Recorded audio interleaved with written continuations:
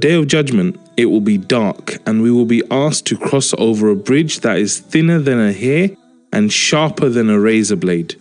There will be no light, so it will be impossible unless we're given light by Allah.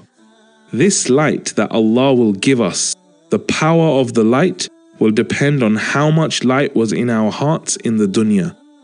So this light which is in the heart, which is not a physical light but a spiritual light, will come on the Day of Judgment in a physical form, depending on how much Iman was in the heart.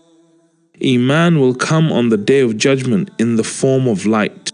Some people will have so much light that they will run over the bridge so fast, like a breeze. Some will walk.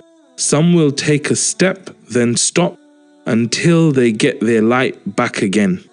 And some will start but will not reach the end because of insufficient light.